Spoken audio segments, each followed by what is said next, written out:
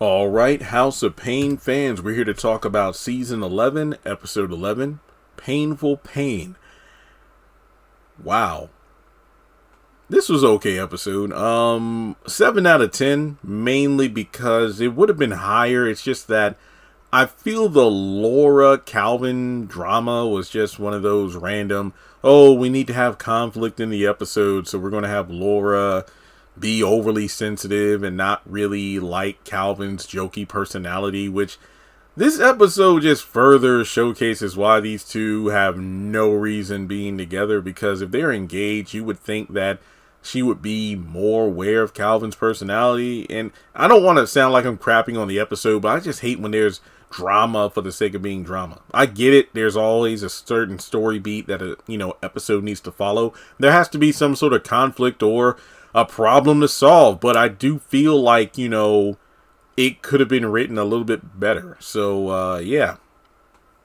Let's jump into it. So, Glow is back. Looks like her and Ella, they're still, very friendly, where her dynamic with Curtis is rather antagonistic. But she does make some good suggestions that, lead to the main plot of the episode, which would be the 40th anniversary of Curtis and Ella's marriage coming up. So, Curtis needs to do something romantic. So, as Glow is telling Ella how she needs to, find a fine young man, Ella, thinks back to Curtis and the fact that, every time I hear his voice, I fall in love with him over and over again. So as, she's reminiscing on 40 glorious years of marriage, Curtis comes out of the bedroom with a big to-do list of things to, find for him, like his screwdriver and a bunch of other tasks. And he's just going to be fixing his train. So as Ella is like, you know what, one day you're just going to look up and I'm going to be gone. And Glow tells him that you need to stop taking advantage of her and do something special for the anniversary. So, in the midst of this, Laura and Calvin come over and, hey, sorry, we're late. Laura doesn't like to leave the house without, a designer, shoes on or a nice, purse.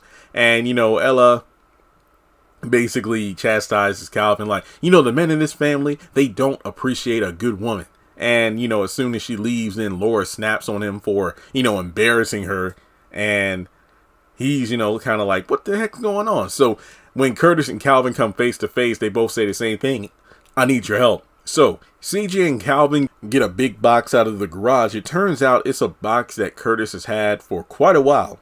It has all of these various things that Ella loves. So over the past 4 decades, he's been, collecting a, treasure trove of things that Ella likes. If you ever watched That 70s Show, it reminds me of Red Foreman, how in the basement he had this huge box of like various things that Kitty likes, not to mention an assortment of holiday or anniversary special cards.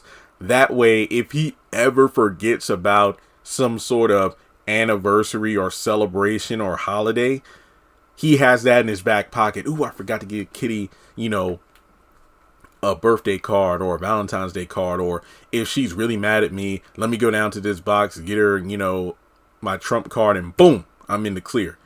It's kind of like that. So he pulls out this catalog that has a ring, the same kind of engagement ring he wanted to give Ella back in the day, but he couldn't, afford it when he first proposed. But now he wants Calvin and CJ to find it. And from there, he wants to like recreate, or actually, sorry, they're in the living room.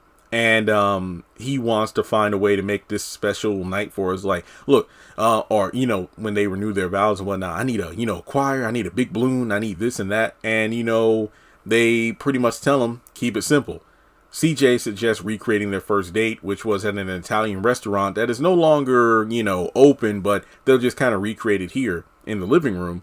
And, he needs to get a new suit. So he wants to take care of that himself online, which CJ and Calvin are like, I don't know if that's a good idea. But, he decides to do it himself anyway because he's Curtis Payne, baby. He's going to do what he wants. So Laura comes over and she asks what's going on. And they mention how, Curtis is going to plan to propose to Ella again. And then Calvin mentions how, Laura almost ruined her own proposal. And then the guys try to tell him to stop before it's too late, but he keeps running his mouth. He goes on about how she was an hour late to the dinner because her tire, got a flat. He had to change everything, almost messed up his suit. And, again, she feels embarrassed and wants him to stop. And it's the fact that, look, the more we hang around each other and the more, you act like this, it's like I can't even be myself. Well, maybe you need to change that. And then Calvin, he gets pissed off and leaves. And I'm like, yep, y'all don't need to be married. So from there, Glow actually comes over and tells Curtis that Ella is about 10 minutes away. And, it turns out Calvin is out trying to get the suit. He comes back in. It's the right suit, but in the wrong color. And then from there, the food in the kitchen is burning. Then there's a power outage. And before all this happens, they're telling Curtis, like, so, what's the speech? What do you mean speech? When you get down on one knee and propose, like, what do you want to say? And it's like the speech is like the biggest part of it all. And Curtis is in his feelings because he didn't think of anything. And now everything is falling apart. So in the midst of this, Ella actually shows up. And she recognizes how this looks like the restaurant that they went, on a date before he proposed. And what's the beautiful part about it, Curtis is in a robe and everything, and he's distraught because everything has gone wrong, but he pulls out the ring and he gives a very heartfelt speech. Was definitely the highlight of the episode. And it's kind of funny how he jokes about needing help getting up, but Ella, pulls him up and boom, and she accepts his proposal, and they're going to renew their vows. So this was a great scene. If you didn't watch it, I don't want to ruin it. I could have easily written it down, but I didn't want to. I feel like you should definitely look at this scene for yourself. Levan really did a great job delivering the speech to Ella. It was great. So then we go to the loft again, and Laura is saying, wow, I really want what Miss Ella and your dad have, that kind of marriage and that kind of love. And Calvin's like, yeah, So what's their secret? They laugh. Huh? They laugh, Laura. When things get bad, no matter what, they always laugh and they have fun. That's the thing. We don't have fun with each other. And it's like, I don't feel like I could be myself around you. So she admits to being overly sensitive. She'll try to lighten up and they can have fun. That way they can have a love like, Calvin and Ella. And that's pretty much it. So yeah, that drama, which docked the episode 3 points, is resolved, but I feel like they're going to have a petty squabble about something else, in the near future. But the episode ends with, Ella and Curtis at the table, eating the food, and she's admiring the ring, and she's like, you know what, I want you to fix this living room back to how it was, and clean these dishes, and put everything back in place before tomorrow. Yeah, okay, Ella, you pushing it. Come on, you ruining the moment. And then I want you to come to the bedroom. Sucky now. But yeah, this is an okay episode, guys.